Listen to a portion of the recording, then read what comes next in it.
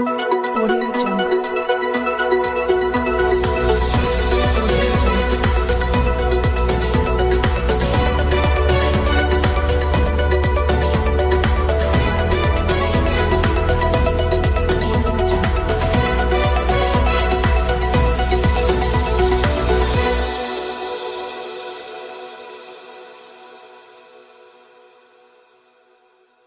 ప్రాచీన సాంప్రదాయాలను పరిరక్షించుకోవాలి.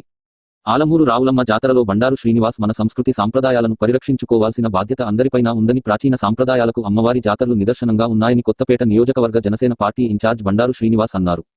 ఆలమూరు గ్రామ దేవత రావులమ్మ అమ్మవారి జాతర ఉత్సవాలలో మంగళవారం పాల్గొని అమ్మవారిని దర్శించుకుని ప్రత్యేక పూజలు నిర్వహించారు. సంక్రాంతికి జరిగే గ్రామదేవతల ఉత్సవాల వల్ల నాటి సాంప్రదాయాలు నేటికీ కొనసాగుతున్నాయని వీటిని భావితరాలకు అందించాల్సిన బాధ్యత అందరిపైనా ఉందని ఆయన అన్నారు.